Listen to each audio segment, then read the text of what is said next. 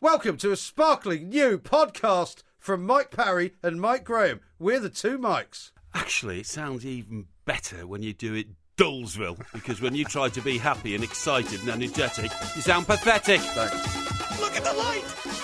For extra time, we are the two Mikes. It's that time of the morning, so a very good morning to Mr. Mike Porky Parry. He's looking very inscrutable at the moment. What's going on? Well, Why are your eyes narrowed? Well, I will say good morning, Mike. Yeah. No problem at all. Thank you very much.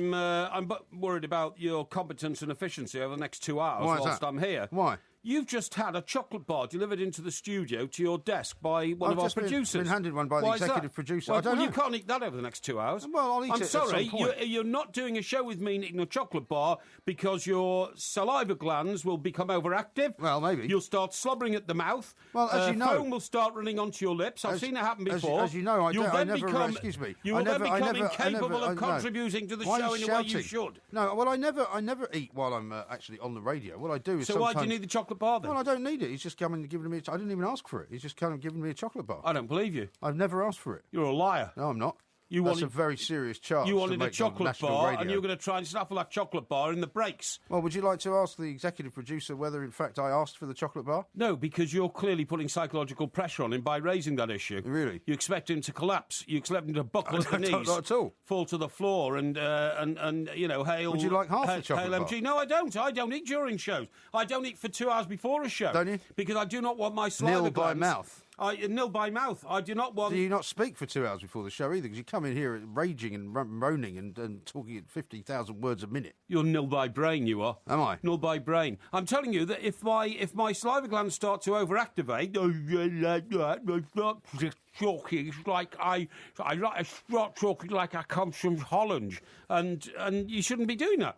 You should have perfect diction. As usual, you're getting all worked up for no apparent reason. I'm not going to eat the chocolate bar while the show is on, so you can just stop. So why have you got it then? Why have you got it? Well, he's just given me a chocolate bar. I'll eat it later. Well, I mean, unlike you, you're only here for 2 hours. I'll get hungry. Once you go home, I might get hungry. Oh, yeah, so you're going to eat it in the 2 hours after I go, are you? I might do, yeah. Well, listen, let me tell you this. It is a privilege to serve our millions of listeners. It is. They deserve pin-sharp diction from your remarkably unattractive gob. Thank you. And the only way to guarantee that... You seem very wound up this evening. Well, I'm sorry, but as far as I'm concerned, it's highly unprofessional to start thinking about eating chocolate bars in the middle of a live show. I'm not having it. Until you brought the subject up, I wasn't even thinking about eating it, but I might just eat it now to annoy you. Anyway, let me tell you about something else which you haven't quite got a grasp of. Yeah, go on then. You asked the question earlier in the first hour of this show, is the Chelsea team overhyped? Yeah, is it? Well, you see, I don't think you understand about leadership. And funny enough, as you've already told our listeners, my Parrylosophy lecture tonight will be about leadership. Yes. So that's worth looking forward to. What time will that be? I'm not sure. I think it's around about 3:30. Around about 3:30, OK. But can I just say, between now and then, what you don't understand, Mike, is that the quality of the team is irrelevant, really. It's the leadership qualities of but I think, I suppose what Mourinho, which is most important. Yeah, I think where there is a bit of a credibility gap, though, is there's no doubt that his leadership is of the highest order. But I'm just not sure that the players are always doing exactly what he wants them to do.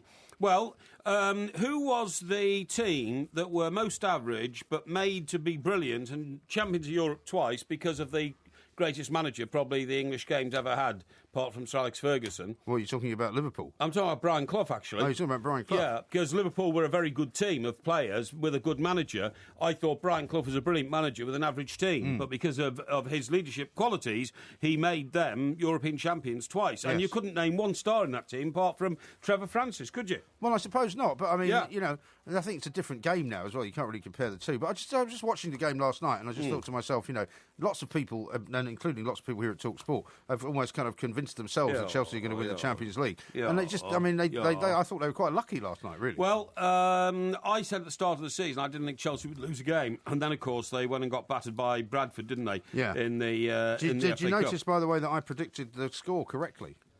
What, last night's score? Yes. 1-1? Yes. Yeah, but you told me yesterday that you were going to go for 1-1 because it was a neutral score, and you thought it was your best bet of getting it. That's not what I told you at all. You're just making stuff up. No, I'm not. I don't make stuff up. I didn't make the prediction until the game was actually just about 5 minutes underway, and I was asked by one of my Twitter followers, "What's your prediction for the game?" You told me about it yesterday lunchtime. No, I didn't. Yeah, you did. We spoke yesterday lunchtime. Yes, we did. We spoke on the phone. Rubbish. Yes, we did. We communicated by text. Do you want to show me email? The screen grab of? Oh, it was email or phone. Email you can't or text remember. It was one of the two. I don't know. I get so many millions of messages a day. Show me the text. That I can't show you the text. Let's move on. You haven't got it. This is mere tittle tattle. Let's get an update on the wet room instead. You said it was being done yesterday or today. It's done. Is it done? It's done. Have you brought a picture in? No. Why not? I refuse to take pictures of the inside of my house. Really? In case people go mad with envy. And so how does it look then? Describe it. It looks brilliant. It looks brilliant. Paint a picture with words. Well, there's a lot of brushed chrome. Brushed chrome? Yeah, brushed chrome. Sounds very Jason King. No.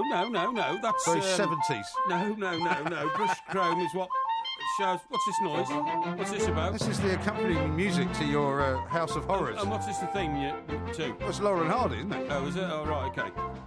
Well, it wasn't a Laurel and Hardy job. In the end, it worked out very well indeed. Oh, good. All the pipes got put in the right places. Right. All the units are on the wall to countermand each other. Right. The one that sprays also sucks in water. The one that sprays? Yeah, you mean the shower head? Yeah, that's right. Yeah. And there's a device to collect all the water and get it out of the room. You mean like a drain? Like a drain, that's right. Yeah, in the middle of the floor. Well, surely those are not the same things, are they? No. But I mean, they're counterparting to each other. One's on the roof and on the ceiling, and one's on the floor. No, that's good. Yeah, so it works good really well. They got that right. It works really well. And did they go down to the local B&Q and get all the parts? No. They arrived with all of that stuff. Okay. Oh, in fact, funny enough, this is. How about this? How about the way the world we live in now? I've told you already. Have I told you? I can't remember if I shared this news with I don't know. Listeners. You seem a bit delirious about generally what's going on inside of your head. No. I mean, when you live in an apartment block, all sorts of things can go wrong. Of course. Because there's more than you just living in the building. Yeah, some maniac above you might decide to start redoing the roof guard, putting up scaffolding without asking your permission. Do you know what I've had to cope with lately? I've had to cope with a guy who came from another country and moved in with his girlfriend. Yeah.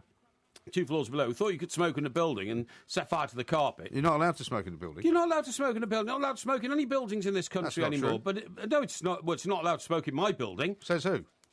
It says the rules of the lease that you cannot smoke in the public areas of the building. In public areas, yeah, but not in your own apartment, though. Oh, no, it wasn't his apartment. He was standing outside in the corridor at the top of the stairs to the second floor, leaning on the balcony, having a cigarette, when suddenly the end of his cigarette fell off and he set fire to the carpet. I mean, how can you... So we've got to replace that bit of carpet, right? So that's one thing that happened, OK? Second thing that happened, I'm trying to remember the second thing. Oh, yeah, of course, the old roof garden went wrong because, that still looks like downtown Baghdad, circa 1976. Yeah, any updates on that particular Well, no, that's getting attended to, right. Then we had a leak in the roof, because that can happen. With a big building, the tiles and all that, high winds blow the tile off.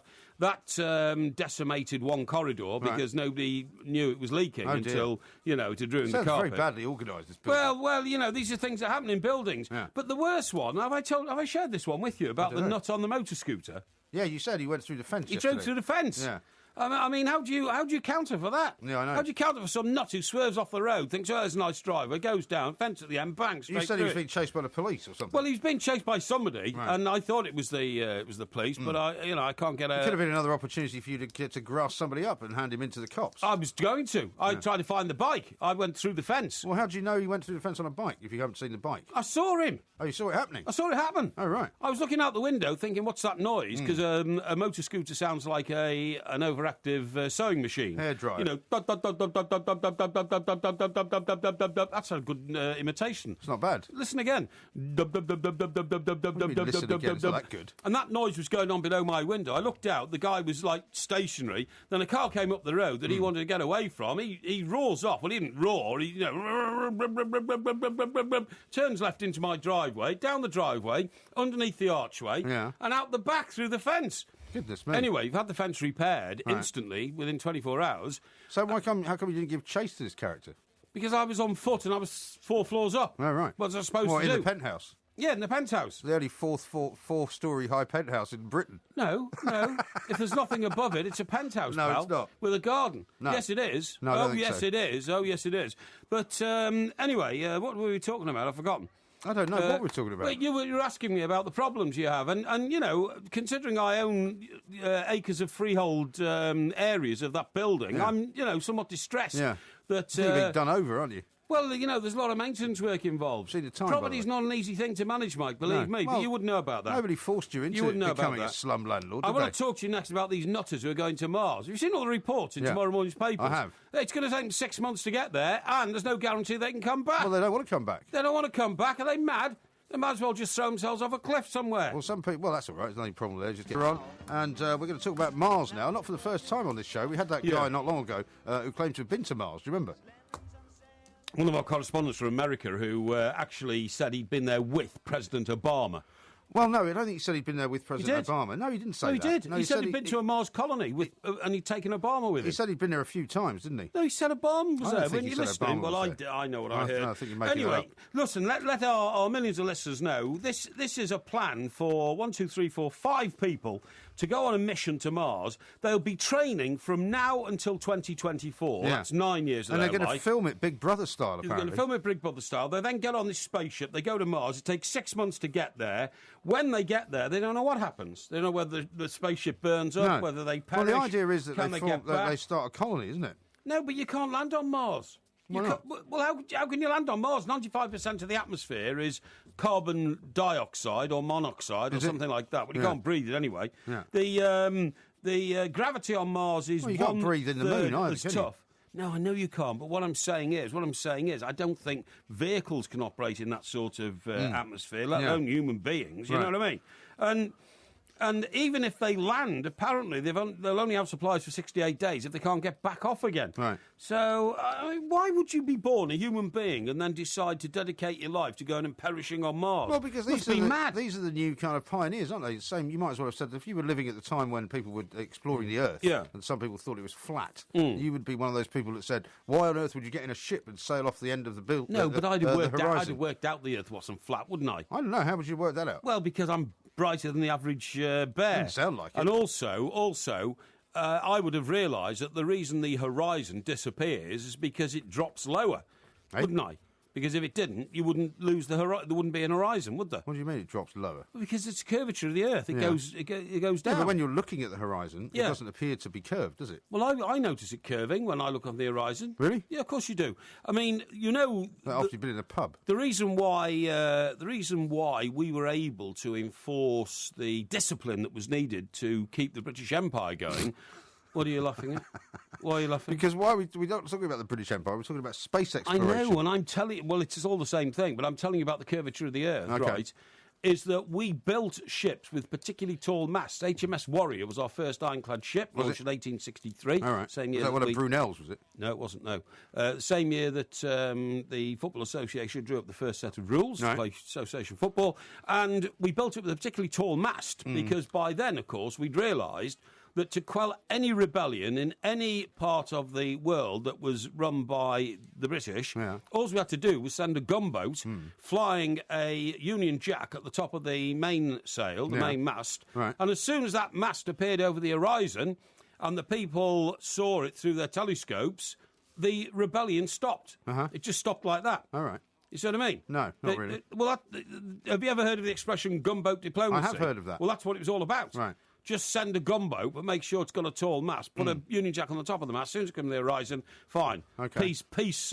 What's it got to do with Mars? Well, what's going to do with Mars is that you were talking about explorers. And I'm telling you that, of course, we explored the world. The world had an horizon. I would not have got in a ship and sailed and dropped off the end of the Earth. But I do think it's somewhat crazy. Well, lots of people have suggested that you should sign up for this. Oh, yeah, sure. On Twitter.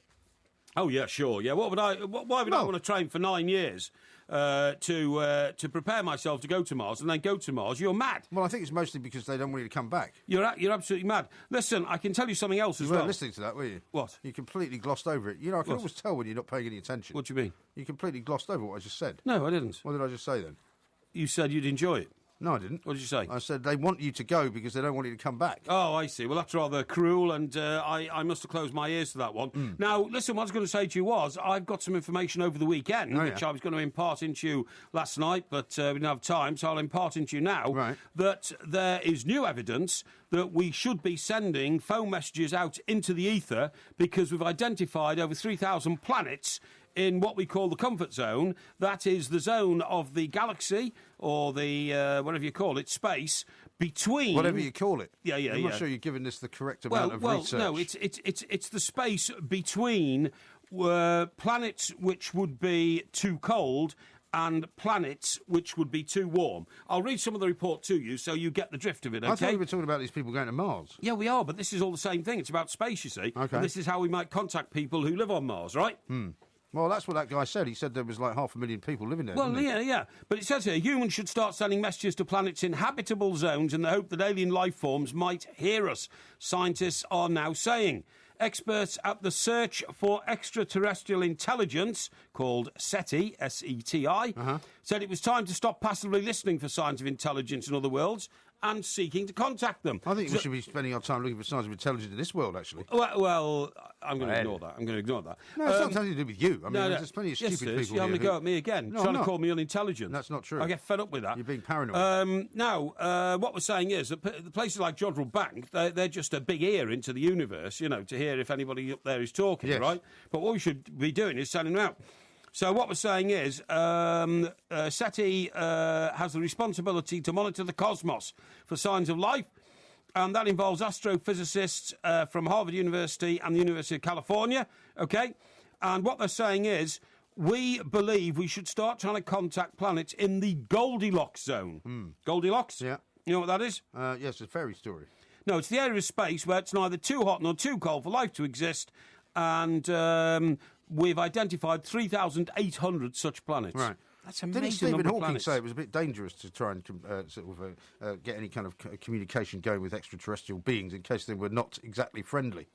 Yes, but they'd have had time to come and see us and sort us out by now if that was the case. But I still think it's... I mean, would you, for instance, in all seriousness, give 9 years of your life to training to get onto a spaceship, fly for 6... I mean, what will you do in the 6 months you fly there? Because, I mean, a spaceship will presumably be more constricted than a family saloon. Yeah. A family saloon, yeah. Well, it might be. Family I don't know. I saloon mean, car. they've got a picture here of the craft that they're supposed to be going to use. And you're sitting there for 6 months, yeah, right? you're sitting there for 6 months. Well, maybe they'll put them into some kind of suspended animation like they do in the science fiction films. Well, I'm not sure. See, they've got a picture in this makeup that I'm seeing in a report in one of the papers tomorrow morning of a load of houses on Mars. Well, that's not part of the plan. The plan is just to fly there.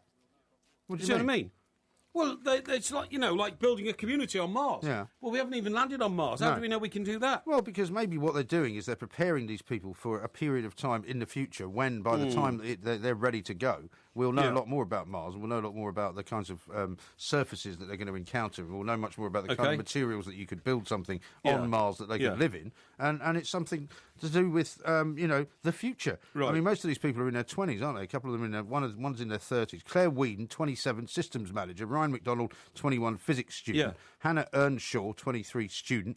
Alison Rigby, sounds a bit like Eleanor Rigby. Yeah, it does. 35, lab technician.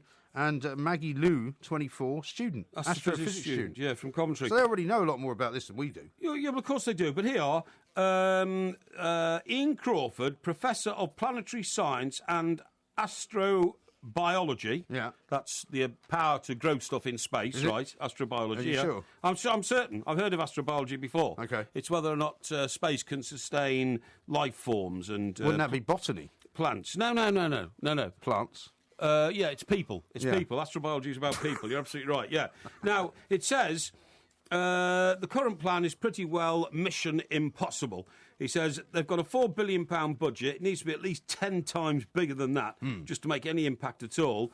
And the 10-year timetable is hugely ambitious. He thinks it's going to take 2 or 3 times as long as that, right? Well, it could. But If we've Mars got, has we've, got, life- we've got a great history of this kind of exploration in this country, Yeah. and I think it's quite admirable.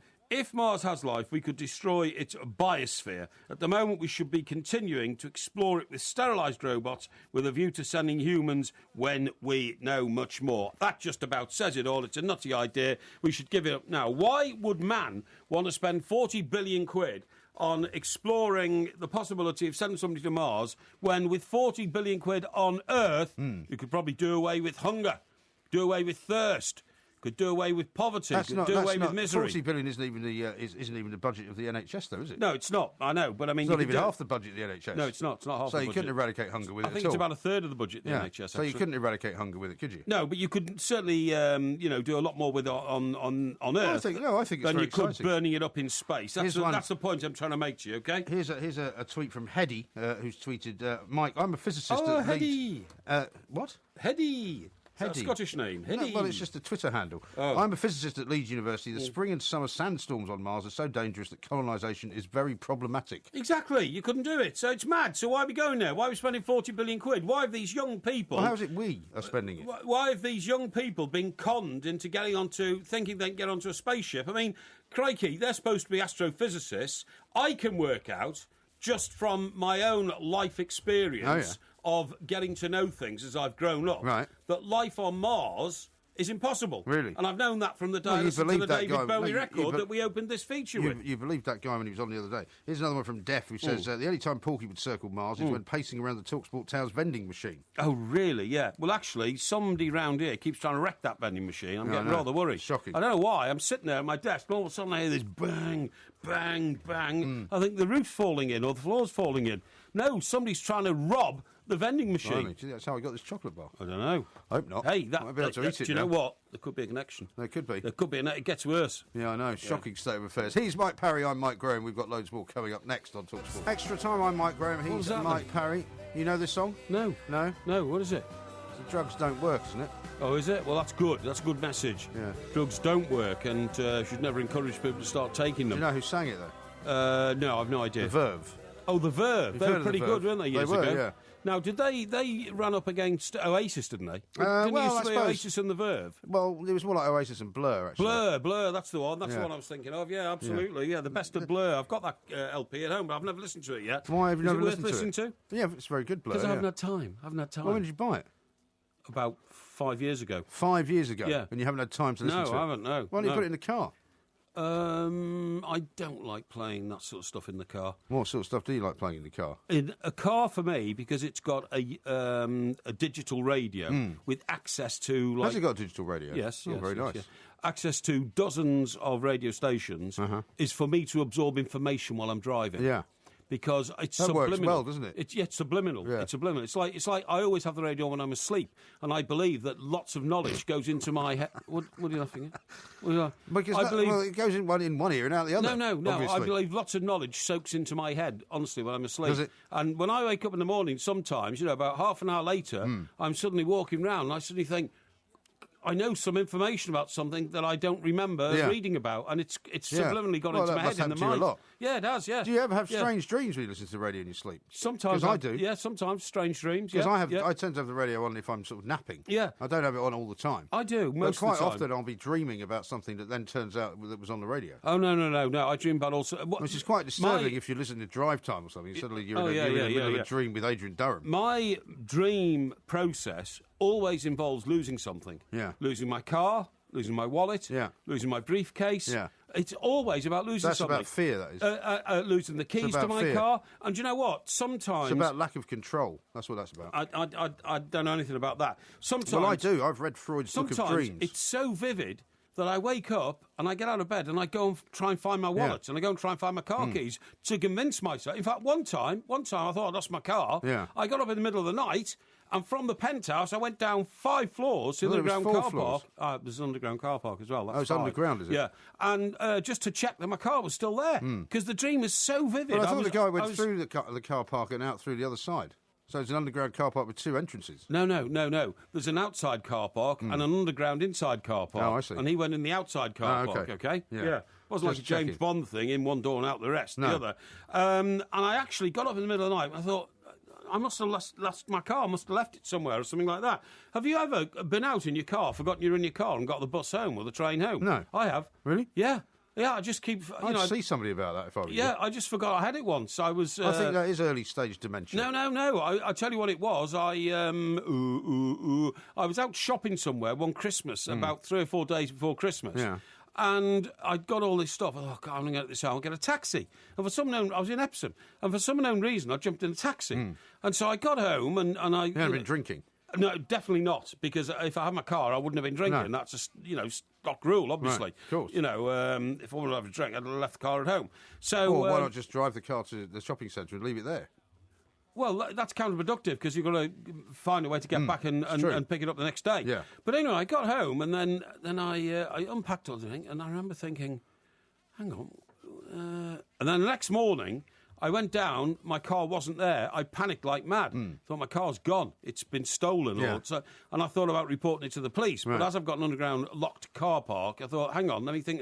And I thought through, and I went back, I thought, good God, I took it out yesterday. I'm surprised you haven't got one of those, those chips in the car so you can know exactly where it is at all times. Funny you should say that.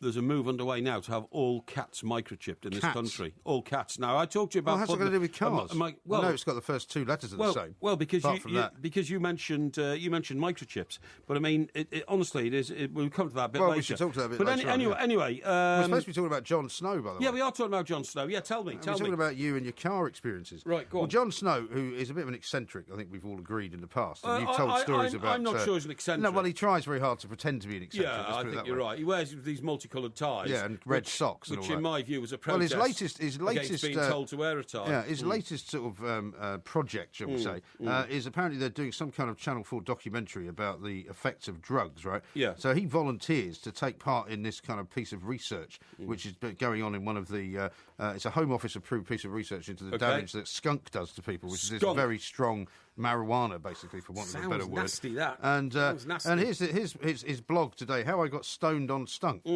right? And there's pictures of him, there's a video of him as well, breathing in this stuff in this massive, great big kind of, I don't know what you would call it, just a massive big balloon full of the vapour of skunk. And he breathes it in and he gets stoned off his face. Hang on, he's not putting a joint in his mouth? No, it's not a joint. It's not in a joint. It's in a massive big sort of plastic balloon, right? And I thought to myself, well, that doesn't... Do drug users use these? Well, apparently they do. Is this a medically approved way of experimenting with drugs or something? I mean, apparently they do now use these things to smoke the stuff. I don't know how they get the stuff in there. But apparently it's all going on at University College Hospital, because what they were then going to do was put him inside the MRI machine and scan his brain to see what effects it was actually having on his brain. Right. But he got so stoned and so paranoid that when they put him and they started sliding him into the MRI scanner, he started shouting that he couldn't take it, he wanted to be let out, he couldn't handle it, and they pull him out and he starts hugging the woman who's... That's very embarrassing. The whole thing is just mad. It's very frightening being put in that MRI machine. It's horribly claustrophobic.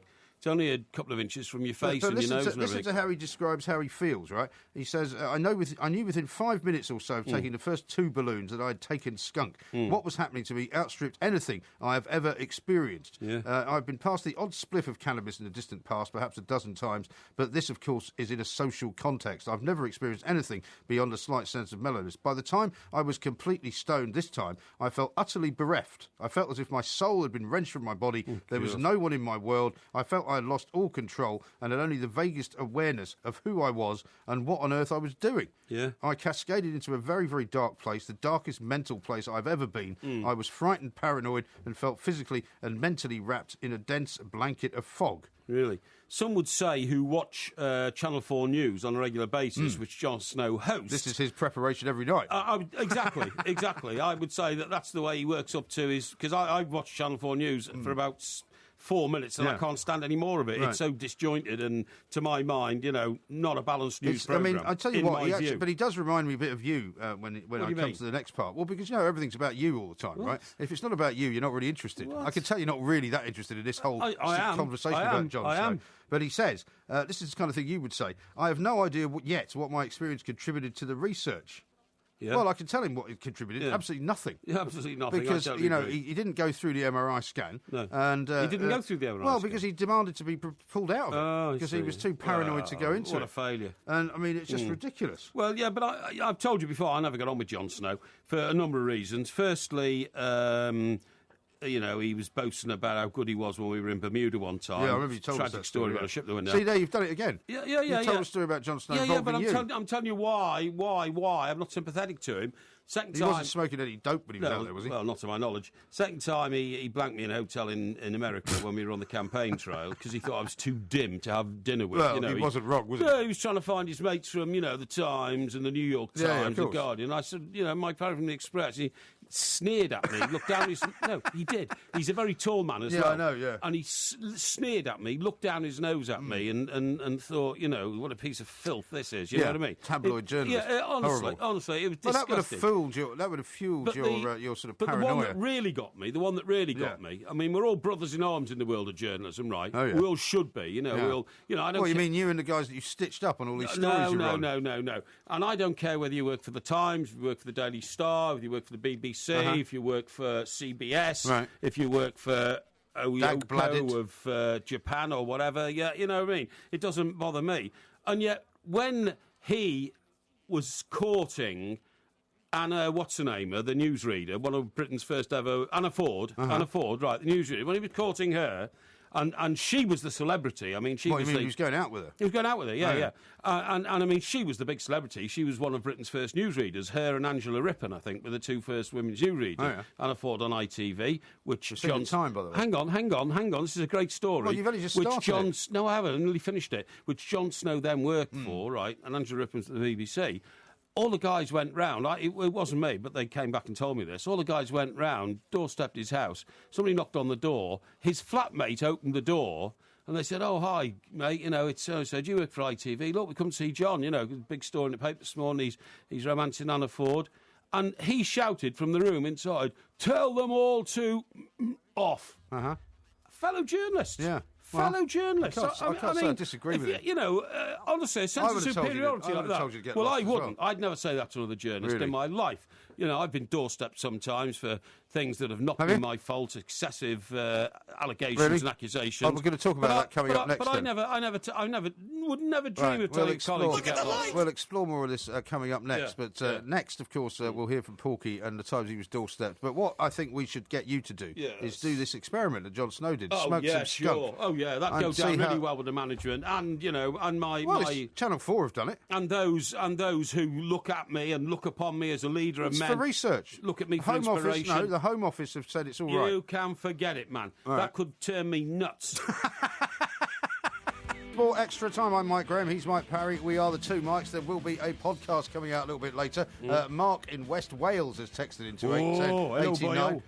Does Mike Parry listen to himself on the radio when he's asleep? That would explain why he sounds infinitely recursive. Well, that's a bit hard. Well, not really. I don't even know what recursive means, by the way. It's not a word. It means sort of repetitious, basically. You listen to what you've said and then you regurgitate it later. But the difference is, of course, every time you retell the story, it sounds different. Actually, I will tell you, I was going to talk to you about something later in the week, that I have perfected the art of listening to my own voice when I'm talking. Have you? Seriously, so that I can understand the resonance of what I'm saying. Most of us did that when we were about 3. No, you don't understand. The resonance, in our profession, you have to be aware of the resonance of what you're saying and how it translates. Oh, yeah. And are you aware of the resonance of what you've just been saying? Well, I concentrate more on it now than I used to. Yeah, well, that's good. Yeah, it's good to know that you can still learn at the age that you've now reached. Absolutely. Cannon says this, Porky doesn't seem worried about losing his mind. Yeah? What do you mean? What do you mean? Of course I'm worried about losing my mind. And Def says, don't tell Porky, but I think the Beatles were regular drug takers. Well, I think you'll find that Sgt. Pepper's Lonely Hearts Club Band was probably inspired by a good deal of the ingestion of nefarious substances, and I think they admit that. Don't think that's a problem. Although, of course, Lucy in the Sky with Diamonds was not a song about LSD. Proven historically. Yes, I know. Yeah. Or even proven. Now, before you go any further, how about this one from James? He says, Mike, you are totally correct about Porky. If the story isn't about him, he isn't interested. Well, that's one not fair. Mike show. That's not fair. It is true. It's not fair. Now, I thought you were going to tell us about the times that you've been doorstepped by the world's media. Well, first of all, I just want to say, in the break there, you showed me the footage of the Jon Snow stuff. Yes. And I have to say, I think he's a wuss. I think he's a wuss because he wanted to get involved in the experiment and then he got into the MRI, let me out of here, and then he started grabbing the nurse and all this kind of stuff. Well, I don't think he's contributed anything to their research at all. Well, he hadn't been through with it. So, but anyway, look, who am I to criticise? Perhaps I'll accept the challenge to do it myself and then we'll see how it goes. I think you should. Well... but we'd have to do it under the same circumstances. You'd have to go to the place, in University College Hospital. I don't think I'd have time. Well, you don't have time. Too busy, man. What are you talking about? Too busy getting things fixed in All right. life. All right, well, tell us about some of these instances when you've been, the subject of the story. It was mostly when I was Director of Communications at the for the FA. Football Association. Yeah. And what would happen is... Well, you obviously had a very strange relationship with a journalist there, didn't you? What would happen is we'd have late deliberations till 6 or 7 o'clock in the evening, you know, like, for instance, the Paul Merson case. Merson had unfortunately got himself into a situation where he was taking Charlie, which was his name for cocaine. Right. He was drinking about 16 pints of lager a day, and he would become an inveterate gambler. So what would they do at the FA then? They'd just sit around and talk about what to do about it? Yes. Well, what could they do about it? Well, you know, do you ban him for life because he's been taking drugs? Yeah. Do you help the boy and send him to a clinic? Yeah. Do you fine him a great sum of money because he's a footballer? Right. Do you ban him from playing? Do you allow him to come back into play when he's rehabilitated? Yeah. All these things. Is he banned from playing for England because he was an England international? And were you part of the conversation, or were you just waiting for them to make a decision which you could then communicate? No, I was part of the decision-making process. Right. And in the end, I swayed because Graham Kelly was there. No, mate. So what did you say? No, mate. How are we going to present this to the world? What did you say? Most of the journalists outside waiting for your decision are all doing the same thing. What? Hey? What do you mean? Well, just, taking cocaine and drinking and gambling. No. Not at all. That's ridiculous. Actually, they're quite quite clean living, the old sports journalists, believe it or not. Yeah, not like the that was a disgraceful thing to say. Yeah, not like the rough edge sort of news journalists who, falling around with celebrities and all that. The sports journalists actually imitate the people they report about. They're mostly clean living. Well, I would say. As long as they're not imitating Paul Merson, I suppose. Well, yeah, that's absolutely right, yeah.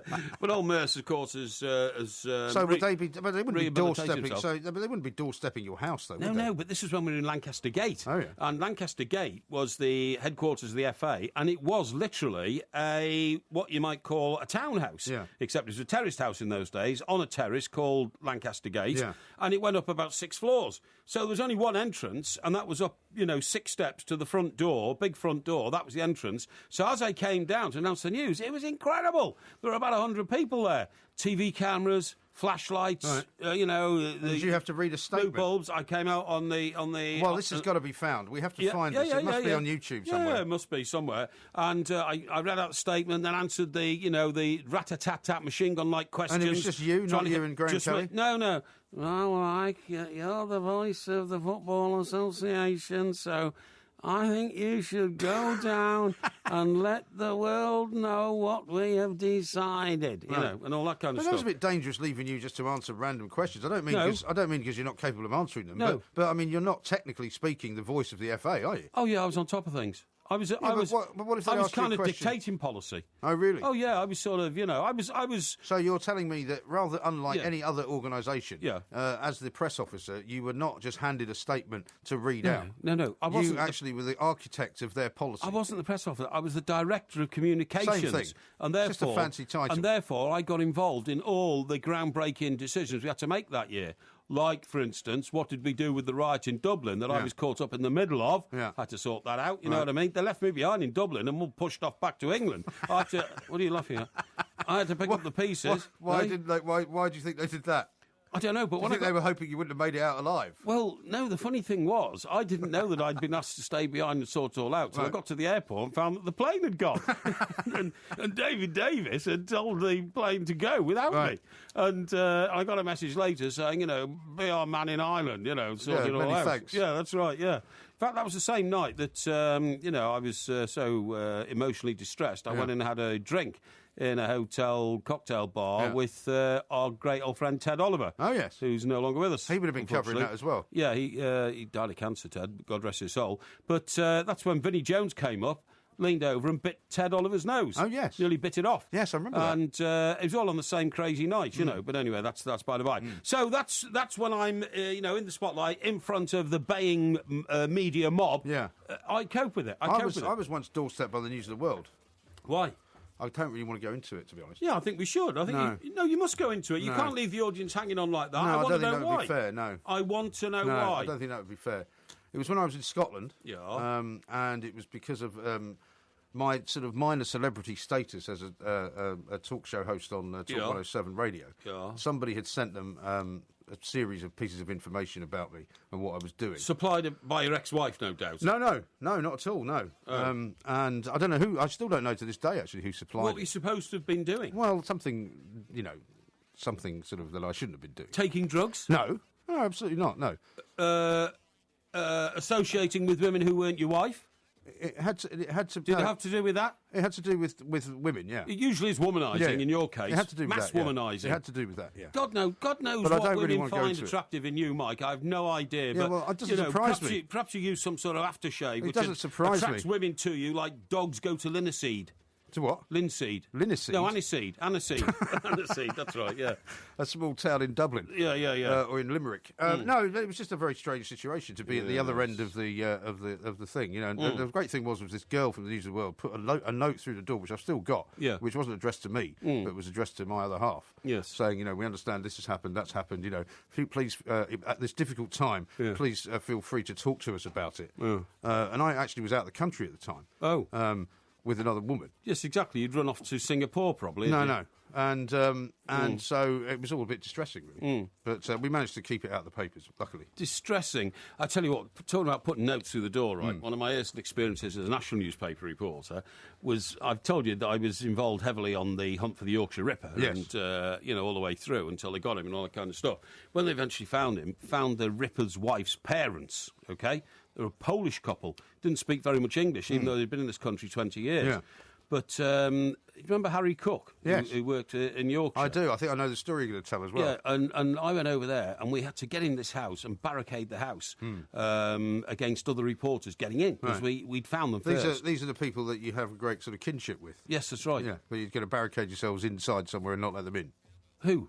These other reporters. Yeah, but this was live and let die. I mean, it was we'd found them. We had to keep them in. I wasn't going to give any secrets away to anybody else.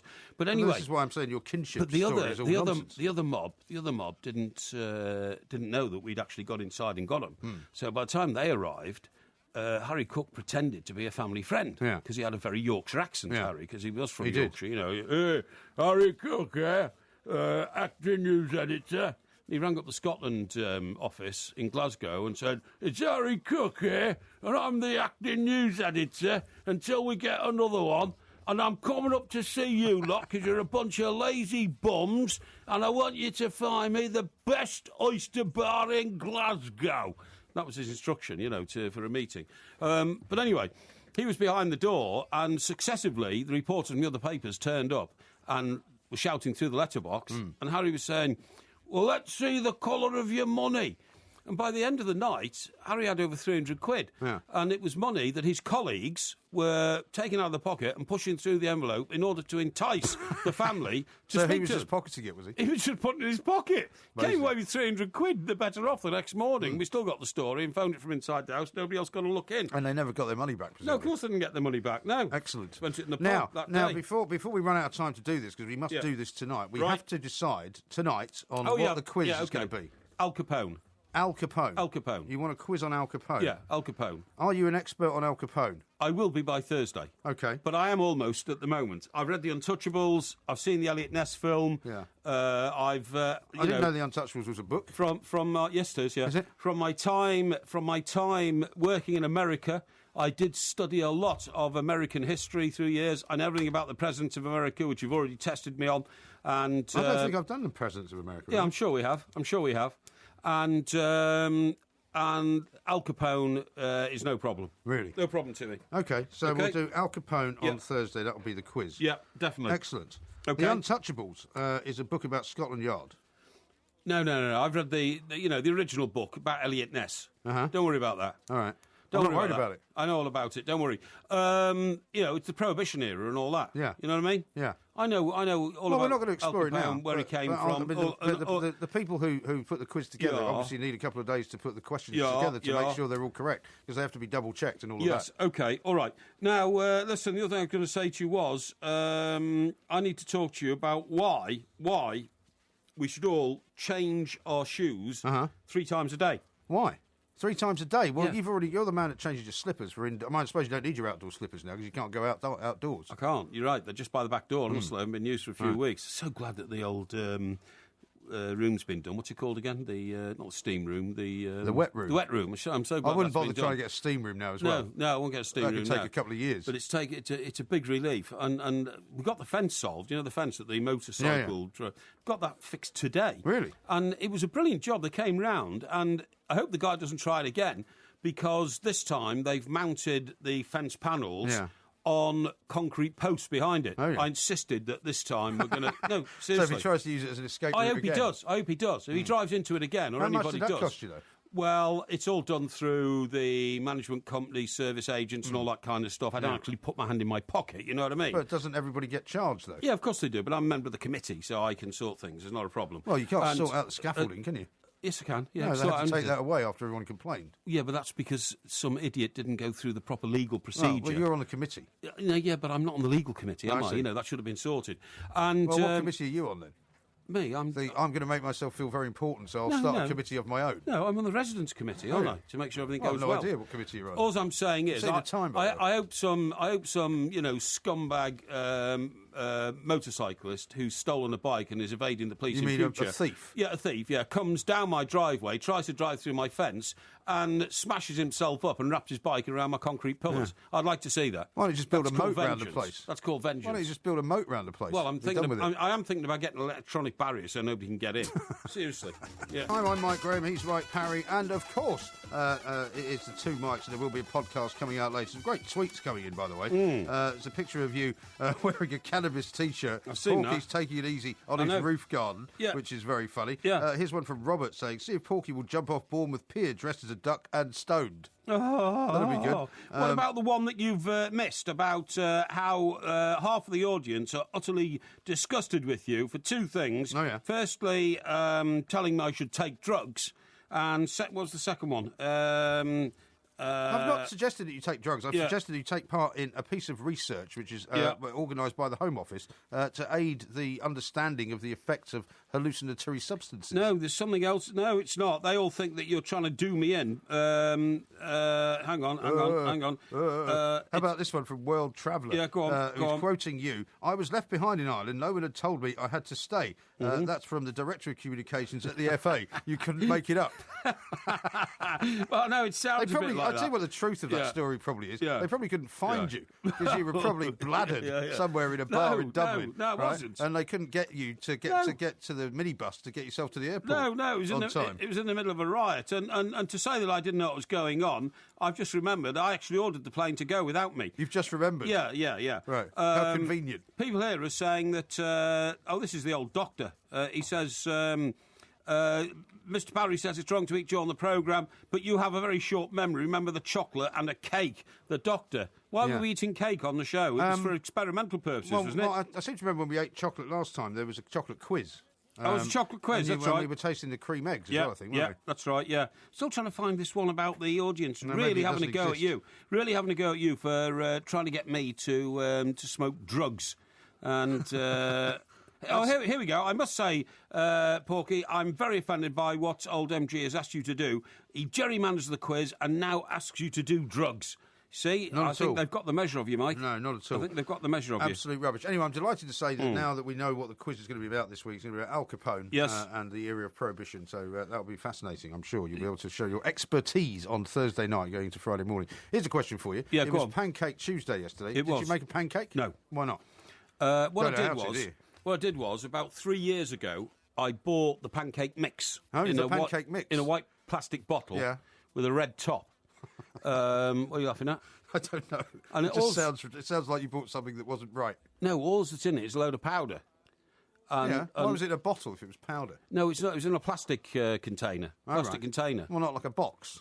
No, like a plastic container that would otherwise contain washing up liquid or something. You know what I mean? Like one of those type things. Okay. And all you had to do, I think, was add water. Yeah. And whip it. Yeah. I never got round to it. So is that still in the cupboard? Well, this is the point. So I got it out yesterday thinking, right, now I really will do it this year. But unfortunately, it's 4 years out of date.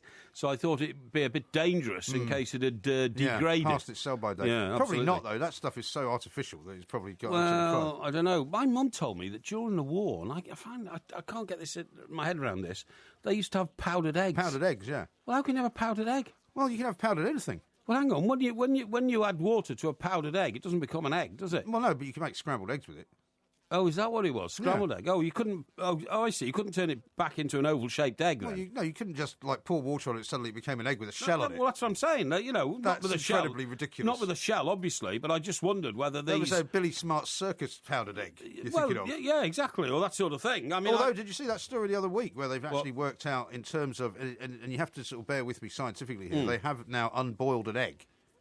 I saw that, so that the yolk was on the outside. No. Yes, the yellow yolk was on the outside and the white stuff was on the inside. No. Did you not see that? No, it was about the process of actually reversing the change in cells of things like eggs. So after you've boiled it, it takes a different shape.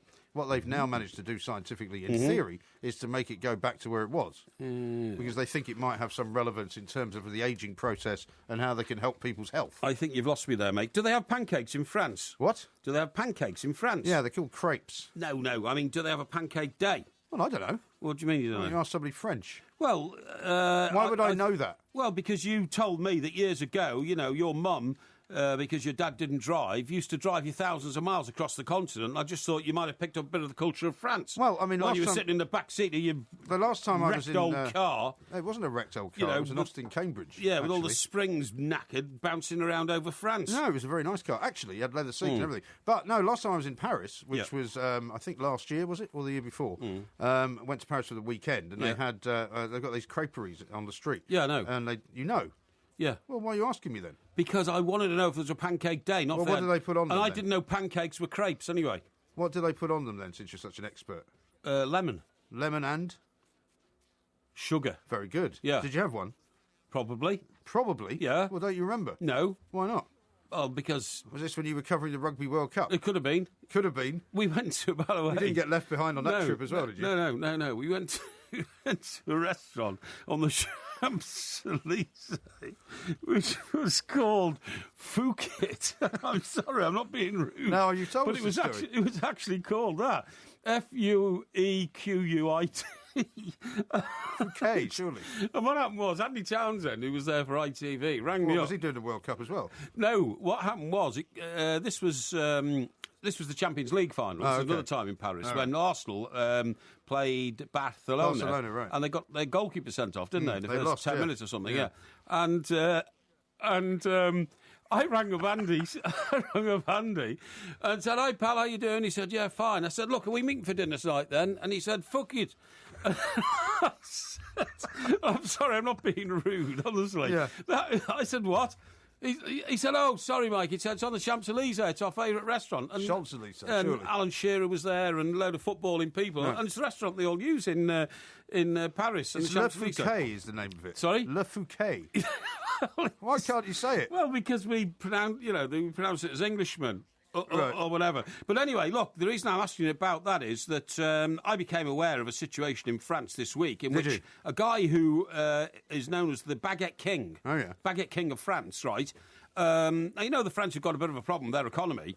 Well, the Baguette King has been told that he's breaking French law by working 7 days a week. Has he? And he must only work 6 in future. Oh, really? I mean, is it any wonder France is going bankrupt? Which day do they not want him to work then? Sundays. All right. His name is Stéphane Cazenave, right? He was summoned for questioning by the French police. Are you sure Cazenave is the correct pronunciation? Yeah, definitely. How do you spell it? Cazenave. Kaze. Yeah, Nave. Cazenave. So you want to challenge? You want to check my pronunciation in the English language, do you? No, it's French. Oh, you really think you're entitled to do that? Right. It's French. So anyway, Cazenave. Cazenave. Anyway, Cazenave. he was told he was working too hard. He'd fallen foul of a law stipulating that bread, because he's the Baguette King, of course, can only be sold. You say that as if everybody knows him. Yeah. Can only be sold 6 days a week, OK? He won the national prize for the best traditional baguette, a symbol of the struggle against France's stifling bureaucracy was his attempt to work 7 days a week. And he told if he didn't pack it up, he'd be fined €1,500. Shocking. So he closes now on Mondays. But he says it'll cost him €250,000 so he a year. doesn't close on Sunday then? Doesn't close on Sunday. But half of France is closed on a Monday. I went to Versailles right? once. Yeah, I went to Versailles. I think it was on my honeymoon, actually. Yeah. We went to Versailles to go and have a look round. Yeah. And it was shut on a Monday. Couldn't get in. He was going to take on extra staff, and he's abandoned that now because he can't expand his business. He is well fed up, and that really does. And the other thing about France, which I think is great, and there's a serious element to this, because of the terrible attack on the magazine, which we all know so well, a mayor in France has been accused of turning the local police force into Dirty Harry after he started putting up posters trumpeting their, quote, new friend with a picture of a 7.65 caliber handgun, the equivalent of Dirty Harry's Magnum, the most powerful handgun in the world. Billboards in central Béziers. How do you spell that? Beziers. Beziers. Okay. Béziers. In southwestern France, feature large pictures of the semi-automatic weapon with the caption, "From now on, the municipal police has a new friend." So it's warning people, don't mess with us, OK? Yes. And I've seen the picture here. I saw it on the internet. It's a huge gun. And this guy, Robert Maynard, the mayor of Béziers, says, don't mess with us. What are you laughing at? Thanks for the French lesson. Yeah. It's been very valuable. Yeah, I thought Here's a tweet from Mars who says, you can feed ducks with your pancakes, date-expired ingredients, or why not try them on the homeless like you did with the beer? Yeah, well, I could do that. That's the point. I am a caring person. You are. We are the two mics. This is Talk Sport Extra Time. We are the two mics. Parrylosophy is coming up very shortly. Any idea what this piece of music is? Well, I thought, as we're talking about feet and shoes, it might have been Nancy Sinatra's "Those Boots Are Made for Walking." That, is it? No, it's not that. It's not that. So, is it something from Footloose? It's nothing from Footloose. It's not a bad guess, though. No, OK. It's got foot in the title. Foot? Yeah. It's not foot in the mouth, is it? No, it's not foot in the mouth. Who does that? In case you were trying to make a point or something like that. It's called Clubfoot, this song, and it's written by a band called Kasabian. Well, hang on. You ever heard of Kasabian? Yeah, of course I've heard of Kasabian. Have you? Kasabian. Kasabian. Oh, they're like a heavy metal group, aren't they? Well, not really. They're very popular, though. Oh, they? Yeah, Big football fans as well. Oh, well, now, who do they support? I can't remember. Okay. Have a listen to this. Milky says this. Mike, maybe you should have a Dear Porky slot, as he's always having a go at your female urges, and his advice to young people about getting bladdered yesterday was legendary. I think that's not a bad idea. I'm very happy to spread my life experience. It could be like an agony uncle. I'm very, very happy to spread my life experience to those who have not been as lucky as me in their journey through life. Imagine what that must be like. In their journey through life, and picked up the experience that I've picked up to deal with most of life's problems. Yeah. Life has hit me in many different forms. I've swatted, you're still bearing the scars. I've swatted all those problems away.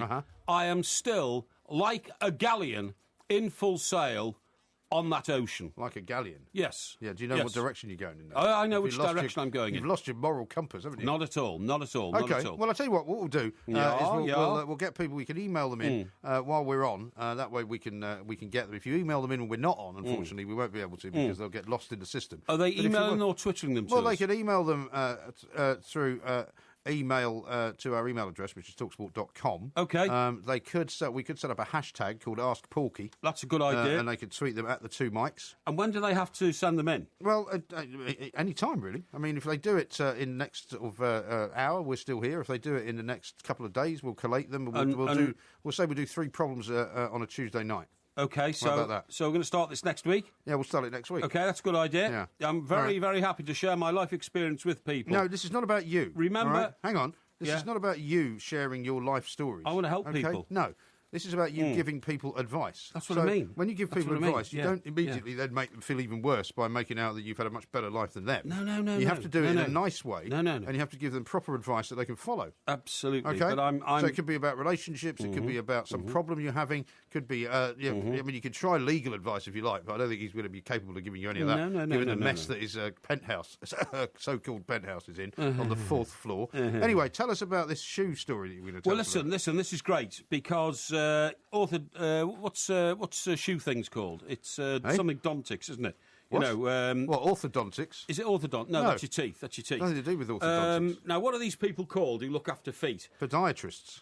Podiatrist is one, but I had a girlfriend once who left me because she wanted to go on a 3-year course to become something to do with feet. Oh, yeah. It's where you, like, stick needles in people's feet. Well, acupuncturist. No, although it was a bit of acupuncture. It was called something else. I can't remember now. But you know every area of the sole of the feet and every bit of every square inch of the foot connects to something else in the body. I've heard about those people. Yeah. And what's that called? Yeah, it's kind of manipulation of the bones in the foot and all that. Yeah, and the flesh in the foot and all that. Yeah, and all that. She went off to study on one of these. Oh yeah. And I didn't. Well, why did she have to leave you? Well, because the course was in somewhere like Aberystwyth or somewhere, some place that you wouldn't dream of going if it was the last place on earth. Is it reflexology? Sorry? Is it reflexology? Yeah. Reflexology, that's exactly what it is. Yeah. It's not just about feet, though, is it? Oh, it is, yeah, it's mostly about feet. No, it's not just about feet. Excuse me. With the greatest respect to the people of Aberystwyth, which, of course, is a fine town. You've already upset the people of Sunderland, by the way. No, I don't think so. They've still said they don't want us to come and do a live show there. Now, because of the fear for your health. This is the very point, and this applies to both men and women. Yeah. Men, in particular, tend to buy a pair of shoes and then wear them until they're worn out. Men don't tend to change their shoes. And I've noticed, for instance, that you've got a pair of really scruffy sort of brown shoes. Which looks boots like, I wear. Like your boots, and they look like they've been scruffled to bits. Yeah, they're scruffy looking deliberately. Oh, are they? I like them looking like that. Oh, you've deliberately made them scruffy? Well, I deliberately haven't cleaned them. Well, yeah, they look deliberately scruffy I like in that them case. looking sort of vintage and a bit scuffed. Women, on the other hand, tend to have many, many pairs of shoes. They certainly do. Now, they can damage their feet. Some women are obsessed with shoes. Of course they are. Now, they can injure and damage their feet by stuffing them into, high heels, yes, which are pinched at the end and all that kind of stuff. You know what I mean? Yes. But they can compensate for that by wearing trainers when they're not in formal gear, so to speak. Okay? Right. Men tend to wear, particularly in the sort of the middle income bracket, if they're middle managers in some sort of job or something like that, they put a suit on every day, they go to work, they put on the same pair of shoes. Now, those shoes are not made to measure for their feet, and it means that those shoes will change the shape of those feet, okay? And so you should wear different shoes, at least 3 different pairs of shoes a week, but under perfect circumstances, in a perfect storm type thing for your feet, you should change your shoes 3 times a day. And then the contours of your feet will not get set into the mould of the shoe, which could damage you. You see what I mean? But it's not very practical, that really, is it? Well, I don't see why it's not practical. For instance... why would you have 2 other pairs of shoes? You would carry them around with you? No, not at all. Well, how can you change your shoes 3 times a day? You can keep them in the boot of your car. You could carry them around with you if you wanted to in a bag. If you go to work on a train? Well, if you go to work on a train, you can put them in a bag. You can put them in your briefcase or something like that. Shoes in a briefcase. Also, remember... You're the sort of guy that would be, if you were in a manual job, Yeah. you would take a briefcase to work to make out you were an executive. No, I wouldn't. No. Yeah, you would. No, I'd have a bag slung around my shoulder these days. You know that guy... Well, like a hipster. No, you know the guy who walked around Britain? Are your socks red and are your trousers Did you ever see that show on the BBC called Coast? It was very, very good. Yes. And the chap who walked around Britain was like... The guy with the long hair? Yeah, the guy, he was like... he's a professor, isn't he? Chan in Kung Fu, wasn't he? No, he's nothing like him. Yeah, he was, because that's what Chan didn't have any used hair. to do. No, I know. No, he did. Yeah, it was David Carradine. Yeah, he had no hair. David Carradine had plenty of hair. Shaved his hair. He shaved his head, yeah. He had plenty of hair when he played Bill in Kill Bill, didn't he? Did he? Didn't he? Well, Uma Thurman? Yeah. Uma Thurman? See what she's done to her face, by the way. Yeah, she's had it not Botoxed, hasn't she? Yeah. Anyway, look, point of the story is... What is the point of the story? Point of the story is that I can wear 3 different pairs of shoes a day. Yeah. So, for instance, it's easy for you to change your shoes because they're all fastened by Velcro, so it doesn't take any time. No, they're not. I haven't got any Velcro shoes. Well, you have. No, I haven't. I've got to wear them in here. I've got one pair of Velcro shoes. Now, the point is, I've got my shoes and I can't believe a man of your years has a pair of shoes with Velcro fastenings. Well, it's just convenient to put your feet in and out of them very quickly. Unbelievable. Now, it's shocking. In my rack of shoes at home, right? Your rack? Yeah, my rack of shoes. Now, for instance, when I get home from here tomorrow, and remember, I won't get home until... Why is it going to take you that long? Well, because I'm going to be with Alan on the breakfast show. Oh, well, it'll still be today, though. Still. It'll be today, that's right, yeah, today. Tomorrow morning, I meant this morning. You mean today? I'm in today.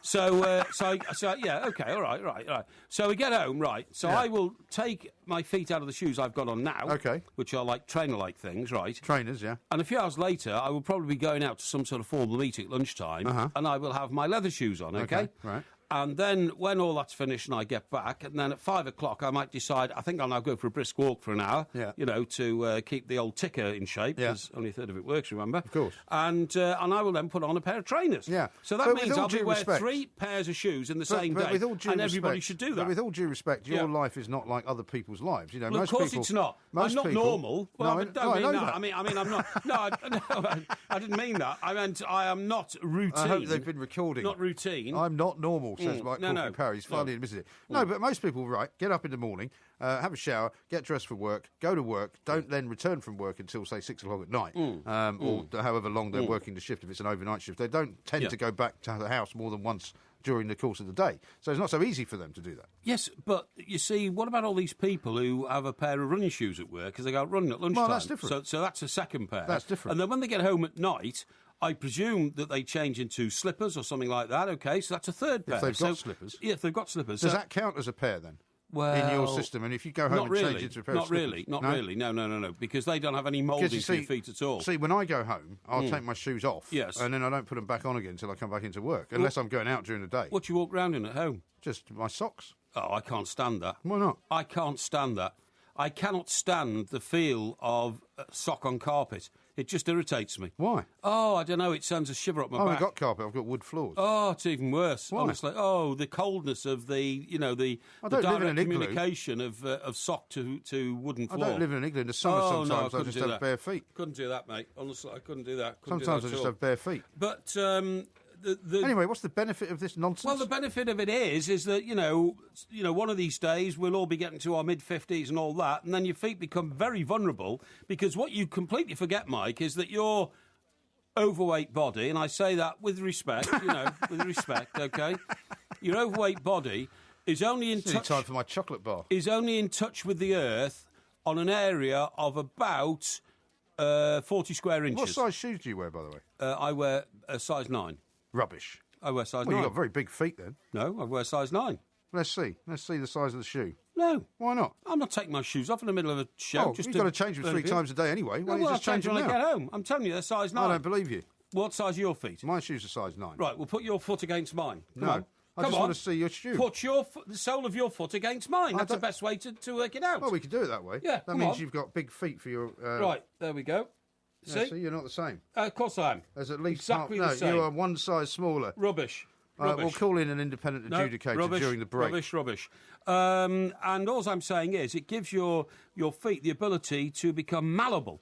You know, like a lump of plasticine rather than a foot. Well, you look like a lump of plasticine. I can see where you're going with this. Well, your face looks like a spud. There's no need to get abusive. Stick a nose on it, stick a few eyes on it. Final question before you have to look into the light. Like an ugly, misshapen potato, your face. Final question before you have to look into the light. What's the most you've ever spent on a pair of shoes? Oh, about $250. $250? Yeah. I bought a pair of cowboy boots in Austin, in Texas, when I was covering the Waco siege. Remember? Right. Yeah, I remember that. Yeah, I've still got them. Good. Yeah. What size are they? I don't know, but they've got patterns all up the side. I mean, look at the time. Look at the time. They are. I'm not joking. They're J.R. Ewing style cowboy boots. Excellent. Look at the light. This is Talk Sport. Coming up, Parrylosophy. Today we will know who the leader is going to be in golf's greatest competition, the Ryder Cup. Leader has got to lead. A leader is a man who takes it from the front. But let me tell you this, the powers of leadership are very, very confusing to those who have not led themselves. I have been a leader. I am a leader of men, and I know what it's all about. And there is one element in leadership which you have to have, and that element is fear. Spartan warriors who were the kings of battle had no fear. They were trained by their elders to have no fear. And that's why the Spartan Empire does not exist anymore. If you have no fear, you have nothing to gauge courage against. Don't give me a fearless man. A fearless man cannot be a brave man. The brave man is the man who is very aware of fear. Therefore, he is not fearless, but he reacts to that fear and deals with it. And that makes him the brave man. If you're not aware of fear, you can't possibly respond to the element of fear that is needed to reciprocate bravery. I want a leader who is frightened.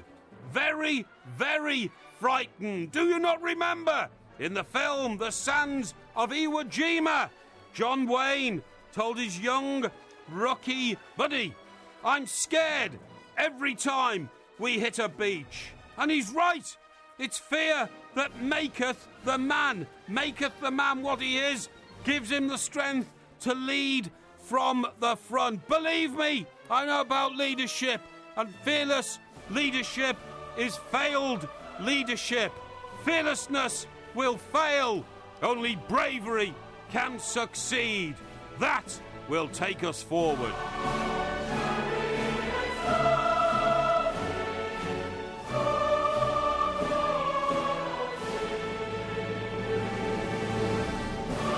That was your Parrylosophy for this week. Was. Now, did you get it? That is perhaps the most nonsensical rant you've ever been on. Did you write any of that down, or was it just sort of free-flowing stream of consciousness nonsense? It was a free-flowing stream of consciousness. But did you get it? You would never have made it on Just a Minute. I take the point, actually. There is some value to what you say. Thank you. People who say they're not scared of anything are actually not worth talking to. No, because of course they're not. Of course you have to be scared. Yeah. It's like the definition of courage. Courage is not about not being frightened. It's about being frightened. Exactly. And actually overcoming that. That's exactly right. But you could have said that in about 10 seconds. Bravery is all about... What was all that nonsense about taking it from the front?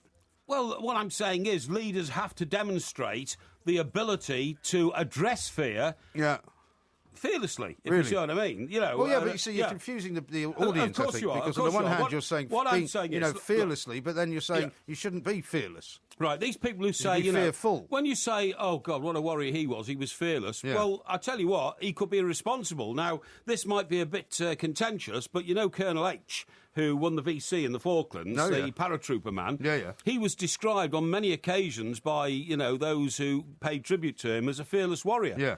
But I've spoken to soldiers since and before that who say that's the worst problem on the battlefield, a fearless warrior. Yeah. Because what Colonel H did was he ran at an enemy gun turret, position, right? He won a position and said, "Go on, Jack," and led his men running towards it. That was reckless behaviour, according to some military experts. And I in no way wish to denigrate the character and the bravery of a man who won the VC in the uniform of the British Army. Of course, we applaud him. But you don't know, I suppose, whether he was fearless. But some have said, who were there, I mean, we had a big involvement in the Falklands, the media, we had people on the ground there and all that kind of stuff, that he was regarded as a bit reckless. So what I'm saying is, an element of fear, and you recognising your fear, is a very good restraint on reckless behaviour. Yeah, I know what you mean. Yeah. Well, what's it got to do with the World Cup? Or the Ryder Cup, rather. Well, because what I'm saying is, if Darren Clark suddenly pops up and people say, right, Darren, how about it? How are you feeling? If he said, oh, don't worry, I'm fearless about it. Well, that would take the edge off it all, because then he'd think, right, just swab through this, smash the Americans, no problem at all. You've got to have the fear of failure above everything else, and certainly the fear of combat and being humiliated Do you have that, then? He won't be playing. Of course I do. Do you have the fear of failure? Of course I do. Fear of being humiliated? Of course I do.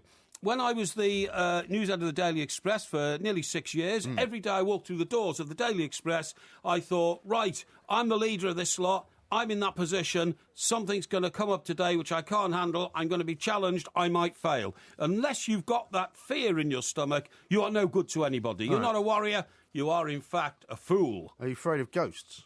No, I'm not afraid of ghosts. Are you afraid of curses? No, I'm not afraid of curses. You've seen this story about Samuel Eto'o? No, I haven't seen that. What's that?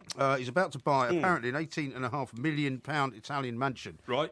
Which is on the north coast of Italy. Yeah. Northwest coast of Italy, I believe. It's a place that was formerly owned by Lord Carnarvon. Carnarvon, who, of course, was the guy who unveiled the curse of Tutankhamun. He was the guy that went and became an Egyptologist. He did. And it was his mansion. Apparently, where his original mansion was, or his mansion in this country, was Highclere Castle, where they filmed Downton Abbey. Yeah, exactly, yeah. So that was his place. Yeah. But apparently... That's in Sussex, isn't it? I think it's further up north, isn't it?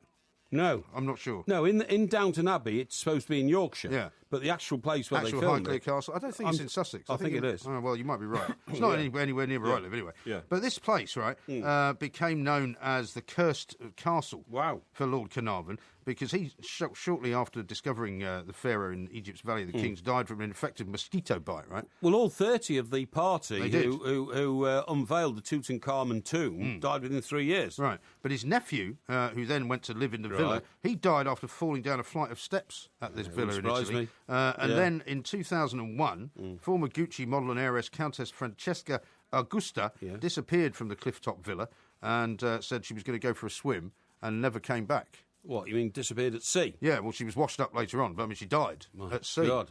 So it's a bit of a cursed place. And Sam Leto's moved there? Well, he's about to buy it, apparently. 18.5 million quid. Well... It's called a palazzo. It's Villa Altacchiara. It comes with 40 rooms and a swimming pool. It's surrounded by 30,000 square metres of parkland. Well, he's just left Everton, of course, so he'll have had a nice house. Yeah, he's going to play for Sampdoria. Somewhere. Yeah, that's right. He'll have a nice house somewhere on maybe the Southport Beach or something like that, you know. Similar sort of place. So you don't believe in the curse of Tutankhamun, anyway? No, I don't. Don't you? No. I remember doing a story when I did one of my first ever shifts in newspapers. It was for The Sun, actually. Right. And there was some sort of travelling cast of characters going off and doing this Tutankhamun play. Right. And things kept going wrong with it. Really? And we had to keep writing Did anybody die? No, but guys, people, you know, bits of the set would fall on people. They get broken legs, have to go off to hospital. I mean, everywhere they went with this play, something went wrong. Talking about the Sun and journalism and all that. We're not talking about that. We're talking about curses. No, but you just mentioned the Sun. Yeah, right? no, but we're talking about curses. I know, but I've got a very interesting thing here. Have you? Have you ever heard of a fellow called Alexander McCall Smith? Yes. Well, who is he? He's a writer. Yeah, and what's he written? He writes. He's a Scottish man, actually. Does he not write sort of detective novels or something? The author of the #1 Ladies Detective Agency. Yeah. And he's 66, right? He lives in Edinburgh. He does live in Edinburgh, yeah. And he's got a study in Edinburgh. And he has computers like everybody else. Yeah. But how about this, to taste our journalistic taste buds, right? My wife Elizabeth and I have lived in a listed Victorian villa for the past 30 years. It had been split into 2 flats, but we restored it to a single house. The street's been home to a number of literary figures. Crime writer Ian Rankin. Yeah. Now, what's he written? Did he Ian write... Rankin wrote Rebus. Rebus, I know right, Ian Rankin okay. quite well. Do you? Yeah. And that was converted into the TV series, That's The right. Tough, Gritty Cop, yeah? That's right, yeah. All in Edinburgh. Yeah, all right. He says, crime writer Ian Rankin's a near neighbour, and J.K. Rowling once lived I know around... exactly where that street is. Right, you do? Yeah. OK, good man. Right. I write on a computer now, but I've always loved, since my newspaper days, the old typewriter sound, and I have an old Smith Corona in the office to remind me of it. So I've installed a software program on my computer that makes the clacking sound of a typewriter when I'm typing on an electronic keypad. I feel more at home that way, and it inspires me. You can download this app. Did you know that? Yeah, I did know that, yeah. Well, why haven't you got one? Well, I don't want one. Well, why not? I don't want my computer to sound like a typewriter. I do. I'd love mine to sound Really? like a typewriter. It'd be fantastic. Okay. Do you not remember, Mike, when we used to walk into time. Yeah, I know. Hang on. We used to walk into the Daily Express newsroom, and all you could hear was clack, clack, clack, clack, clack, clack, clack, clack. That was the news of an active news day. No, because by the time I worked for them, they'd moved all those out. That was when I first started, that's all we had. Yeah. That was the sound of a busy news day. Well, and do you know what? I'll get our technological people get you a... I used to tear my fingers to shreds because when I used to come back from the pub after lunch and I was intoxicated, you couldn't hit the keys properly, and your fingers went down between the keys. As you pulled them out, you shredded all your fingers and fingernails. It was very painful. Yeah, I bet. It happened all the time. Used to go home with their fingers bleeding. You know, it's true. Unbelievable. Yeah. He's Mike Parry. I'm Mike Graham. This is Tom. I'm Mike Graham. He's Mike Parry. There will be a... playing that? Hey? Why are we playing that? Because you like the Beatles. Why wouldn't you play it? Well, what's it relevance has it got to what we're relevant talking to all about? sorts of things. Paperback writer. We were talking about Alexander McCall Smith. He's an author. You know, try and make the leap of faith. It's not that difficult, that's great. is it? No, I get the connection now. Here's one Ian from Rankin. Ian Rankin. Here's one from Bill, who says, I take it the mighty galleon of Parry has been to the Philippines to raid Imelda Marcos's shoe wardrobe. And a good one from Becky in New Zealand, who says, great idea from Porky, changing shoes 3 times a day. I can now go and justify buying another 200 pairs. Absolutely. Now, what about this one from Scott? This is a really nice one. I've come over all patriotic after that speech. Bravo, Porky. Bravo, the 2 mics. Thank you very much indeed. See? It's all about leadership. A caned heat says, Parrylosophy sounded like a Dalek tonight. And then he says, well, I can't really say what he says after that, but it's very complimentary. Jason says, Highclere Castle is just outside Newbury in Berkshire. I knew so it. it's nowhere near Sussex. Oh, it is in Sussex. It's in the home counties. Berkshire, well, Sussex. yeah, but Newbury's actually quite a long way out. Yeah. Same sort of thing, to all intents and purposes. Right, Paul says, sat here listening to the 2 Mics podcast on Wellington, New Zealand seafront. Sounds wonderful. It's a nice picture, doesn't get any isn't it? more surreal. Thank you. And Bill is making a point which one or two What's other people that have made. on the seafront? It looks like a sort of a court side or something like that. What's What that? Is Is that a picture? Well, you sent a picture of Wellington seafront. Looks like a car park to me. Mine doesn't. It looks like 6 kind of discs. And an oblong. Okay. It looks very nice. I've never been to New Zealand. Haven't you? That is going to be my next destination. I've decided, Decided that this year I might even take a holiday. And if I do, Really? I'm going to fly business class on New Zealand Air to New Zealand. Yeah. Where are you going to have time for a holiday? Sorry? Where are you going to get time for a holiday? I don't know. We'll see what happens. See what happens. Now then, another one here. You know what Mae West said about Auckland in New Zealand? No. She said half the size of Queen's Cemetery and twice as dead. That's right, yeah. Well, most people say, I went to Wellington, New Zealand, it was closed, don't they? And rude things like that. I used to write a column for a paper in New Zealand. Oh, really? Yeah. God, blimey, that must have been hard up. No, they were actually. They were, it was a new tabloid newspaper that started up in Auckland, and it was called What the did you write Auckland about? Herald. It was just a column about America. Oh, I see. New York When I column, was in New York, Yeah, very good. Very well received. But unfortunately, it became so successful, the paper, because it was started up to be the rival to the one paper that had existed in Auckland before. Right. And it was kind of an upstart type paper. Right. And it became so successful that the other paper bought it up and shut it. Oh, really? Yeah. Oh, what a shame. So you lost your job? Well, no, it was Lost just an extra column that I used to do. I think they used to pay me like $100 for it or something. I see. Now, there's one here that's... my sister went to New Zealand, my sister and brother-in-law. Oh, yeah. And they said that Wellington, Auckland... What's the third big city in New Zealand? Well, there's Dunedin, where they've been playing the cricket. Dunedin. No, Christchurch? Christchurch, that's right. Christchurch, Wellington, Auckland. So, Do you know what Dunedin is, by the way? what it means, you Yeah. know, Dunedin. Yeah. It means, like, the home of the Maori or something. No, doesn't it's Gaelic for Edinburgh. Of course it is. 'Cause a lot of course it Scottish is. people That's have right, gone yeah. there, you see. Yeah, that's right, yeah. Now, what I was going to say is... So your sister went there? Yeah, But sister not and to live? brother-in-law. No. They went on holiday. They went to Sydney first, I think, for the New Year's celebrations off the bridge, and they went on to New Zealand. And they said that, you know, the big cities are fine modern cities, but you get 20 miles out of any of the big cities, and you might as well be in 1950s Britain. Yeah. Seriously. But some people would like that, though. Yeah, of course they would. And yeah. apparently the food is amazing, the seafood is fantastic, the scenery is beautiful. Yeah, I'd like that, so I might go and have a look at it. Anyway, there's one I like here. seafood. Sorry? I'm not talking about, cans of tuna and sardines. I'm talking about proper, like real I like bass. seafood. I like bass. You like bass, do you? I like sea bass. Sea bass? Yeah, I like sea bass, yeah. I like plaice, I like cod, okay. In fact, in New Zealand, I presume they have pollock, because pollock is widely sold now in the Western world. They might have. Because cod's running out. Now then, Bill says, bit of sensitive this one, ha, ha, ha, a leader takes it from the front, eh? As opposed to, and then he goes on to be rather smutty, which... you should have read that one before you read it out. Which I'm not going to get into. Never mind reading any more of those, because we've got some more stuff to talk about. And down here on my list of things to ask you about, actually, is the Church of England, because they've come out with a rather new kind of philosophy of their own, haven't they? I don't think the devil's mentioned in the Bible, but now it's going to go out of the whole sort of thinking pattern of the Church of England. I think it's in the Old Testament. I think they refer to Lucifer in the Old Testament, but maybe not in the New Testament. Apparently it's in Revelations. Yeah, well, that'll be the Old Testament then. So it says, the book of Revelation speaks of the devil being vanquished and cast into a pit of fire and brimstone. So when you said he wasn't in the Bible, you didn't really mean that, did you? Well, I meant in what do a you think limited the book of way. Revelations is? In a limited way. In a limited way? Yeah. Well, yeah. like it's a sideshow. So it goes on about the devil being cast into a pit of fire and brimstone. Supporting actor. Sorry, what's that supposed to mean? Yeah. Why do you think that's so funny? That's a cameo role by the devil in the Bible. If you don't, this is a very serious subject. Okay, go on. Do you believe in the devil? I believe there's forces of evil. Really? I believe there's forces of good. Yeah. And I consistently am on the side of the forces of good. Are you? Try to combat the forces of evil. Well, do you believe in the devil, though? Well, I believe there are forces of evil. You do Have believe you ever in the seen devil? the film The Devil Rides Out? Have you? Have you? What are you laughing at? Yeah. It's fantastic. Is he in that or not? Yeah, the devil's in that. Is he? Yeah. Well, The that's devil's surprising, in that. really. And Who plays the devil? old Price. What's his name? What, Vincent Price? Vincent Price. What, he's the devil? Well, I don't think he is. Well, nobody knows who the devil is, but you suspect it's him. You see what I mean? Have they actually got somebody playing the devil? No. The angel of death comes to get them all, and you believe that The angel of death? Yeah. What do you mean, the Grim Reaper? No, it's the angel of death. It's a fantastic scene where they're all in this country I've mansion. seen that. It's one of those sort of hackneyed old Hammer horror films. or something, and in the middle of the night, and the winds are blowing gales, and then you hear this noise. Oh, yeah. Gets up like this. Yeah. And it's a a devil horse. on a horseback. It's a horse galloping down the corridor in the big mansion house towards them. Horse is in the house? Yeah, the horse is in the house. The door bursts open, and the angel of death gallops in. And the angel of death is on the back of a big white horse. Well, you don't know because he's got a helmet on, so you can't see who it is. Maybe it's Coo Stark. That's a really silly thing to say. Maybe it's Coo Stark. Sorry. Yeah. And I just had to tweet that out earlier. And the horse rears up, and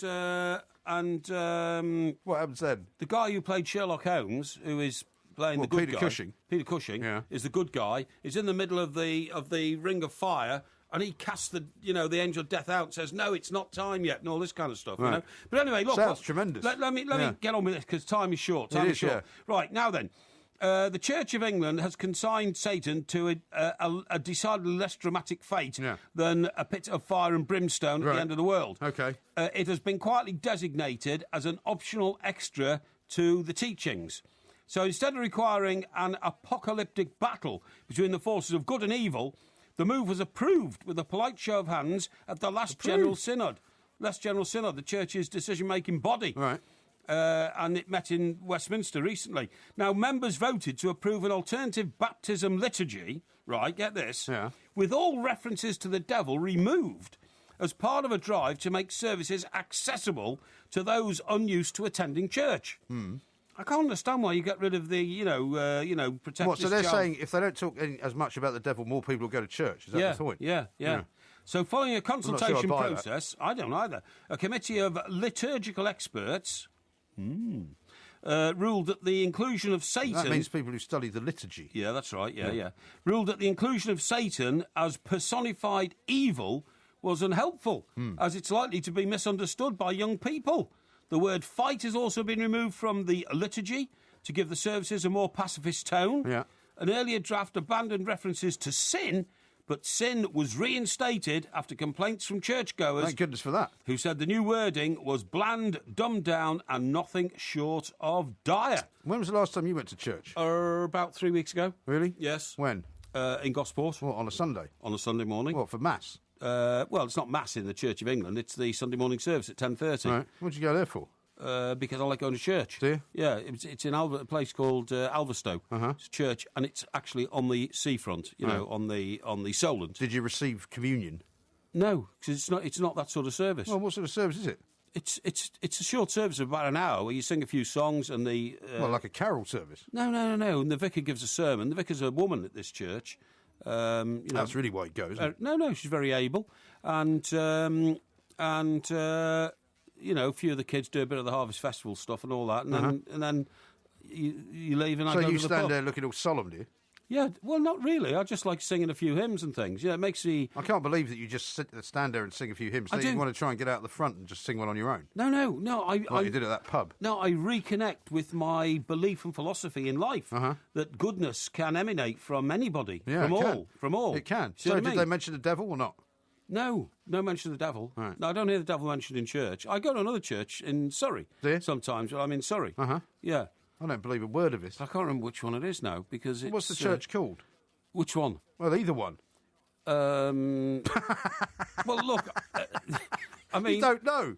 Well, how would I know? If you go to church, you know what it's called. No, you don't always. I mean, if I was to go to Westminster Abbey, I would remember going there. Yeah, of course you would, because Westminster Abbey's a big building. To the church that I used to go to as a child, I would know the name of it. If I would go to the church that I was married in, I would remember that. You know, I mean, you don't remember the name of the church. Well, I used to go to Sunday school in Chester, and I know it was on Hoole Road, but I don't know the name of it. But I know it was a building. Didn't have a parish name? Well, probably did. But I mean, what I'm saying... Not very convinced. No, Mike, you see a church, you think, I'll go in there to the Sunday morning service, everybody's welcome, right? Yeah. But I mean, I don't know if it was called St Nicholas's or St Mary's or... How would I know? Because you should notice where you're going. I don't think you should. If you actually go there, but I don't believe you do. I do. How about this? Paul from New Zealand has sent a very nice picture in of his 7-bedroom mansion in New Zealand. Lovely. And he says, come to New Zealand, Mike, and stay in my 7-bedroom mansion. That's very nice. Thank you very much. You won't want to do that, though, will you? Why not? You don't like staying in people's houses. Not really. I feel that it's imposing upon their privacy and their right to family life and all that kind of stuff. You don't want strangers in your house, really. Well, he says it's a 7-bedroom house. I mean, you wouldn't even see anybody else. That's very nice. Could I guarantee to have an ensuite bathroom? No. Would you like a wet room, perhaps? Well, that would be even better. But an ensuite bathroom would be perfectly acceptable. I'm sure if it could be arranged, he'd be more than happy to entertain you. Strange tweet here from somebody who call themselves Toffee-Nosed Git. So, yeah. So it must be... What's his Twitter handle? Well, it must be a posh Everton fan because we're called the Toffees. Yeah. So and it says, does Mike shower before bed in the evening or when he gets up in the morning. Showering before bed is more hygienic. Well, you don't get up in the morning, you go to bed in the morning. Well, exactly. It's a very complicated question. It's both. I have a shower before I come in here in the evenings. I have a shower when I get up in the morning. Well, you do now, because now you've actually got a shower. Well, I had a shower before, but it was a shower to my bath. The apparatus that pushes out water. Yes, that's right, yeah. You're absolutely right, yeah. Now, don't forget Porky Vision coming up later tonight. 2 o'clock. Yes, so I hope you'll have seen some reasonably new movies and TV shows. Well, I've got some good stuff. Have you? And I tell you, I'll give you a hint to one of them. Yeah. There was a fantastic documentary over the weekend. Yeah. I think it was Saturday night, might have been Sunday night, on the Dave Clark 5. Oh, yeah. Fantastic. I saw Jerry Barton tweeting about that the other day. Did you? Yeah. It was utterly fantastic. And I watched it with, great enthusiasm because, of course, it's from the era of when I was a child growing up in Merseyside and all that kind of stuff. Dave Clark 5 were a London-based band, obviously, competing for the attention that the Beatles were sort of mopping up around the world. Yeah. But it was fantastic, honestly. So you're going to tell us about that? I'm going to tell you all about it, yeah. Now, Dave Clark... What about the casual vacancy? I want to hear about that as well. The casual vacancy? Yeah. You said you watched that. Oh, yes. You told me yesterday you watched it. No, you've forgotten about that No, already. I haven't. No. And by the way, Becky, the woman who likes all the shoes, has said Porky's talking pollocks again. Right. Pollock is not a New Zealand fish. I think it is. We have mainly snapper, blue cod, and lots of trout. Oh, she's tweeting us from New Zealand? Yes, she lives in New Zealand, yeah. Oh, lovely. So I wouldn't argue with her. Well, where does pollock come from, then? Well, I don't know. Not New Zealand. I think it comes from around there somewhere. Round there somewhere? Yeah, Southern Hemisphere. What, the South Pacific? Yeah, I do. Yeah. That's a North Atlantic fish, actually. Is it? Yeah. What, pollock, is it? I didn't know that. Oh, that's strange. Because I thought the cod came out of the North Atlantic. Yeah, it does. To go further afield to The find blue other cod fish. comes out of the Pacific. OK, right, well, there you go. Right, OK, that's fine. That's fine, is it? Yeah, don't forget to get the Al Capone quiz sorted out for Thursday, right? I've already informed the quizmasters. Yeah. They're already working on it. Yeah, and have you organised a system for those people who want to write to me with their problems that I can respond to get the messages to us direct and not go through the TalkSport system where we get millions of messages a day? Yeah, all right. You can write in if you wish by letter, and you can find the TalkSport address on the website. You can send an email while we're on the air, and you can send tweets at any time with hashtag AskPorky. I'll just finish up with one, actually. You can give us the answer tomorrow from David in Purley, who says, morning two Mikes. My son's Beano comic subscription comes to an end this week. Can Mike Porky Parry please recommend the best iron ore magazine that he could read? Very funny indeed. Yes. And should we remind our listeners... there's no time. ...to get onto 2 Tubes TV... 2 Tubes, yeah, absolutely. No, why sorry, not? Sorry. I think you've outstayed your welcome. On YouTube. 2 Tubes TV. That's what we should be on. No, we are the TV two Mics. There'll be a Not podcast.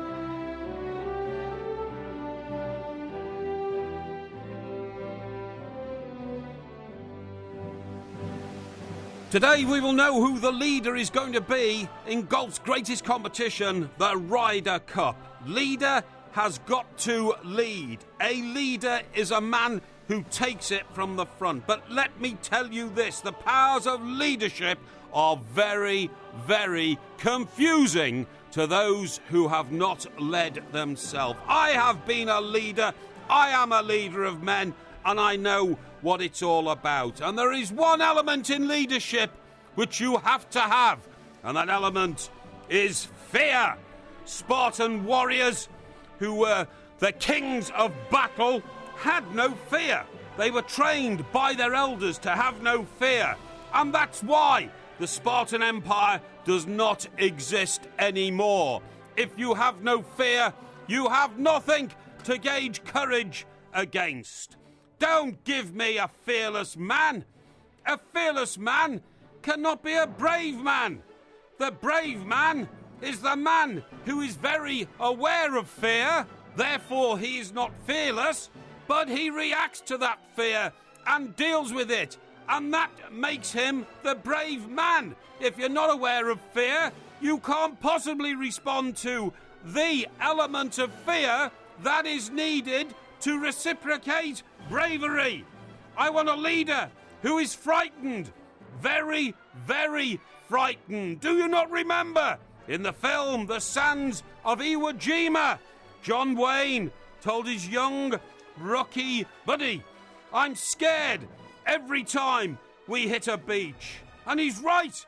It's fear that maketh the man what he is, gives him the strength to lead from the front. Believe me, I know about leadership. And fearless leadership is failed leadership. Fearlessness will fail. Only bravery can succeed. That will take us forward.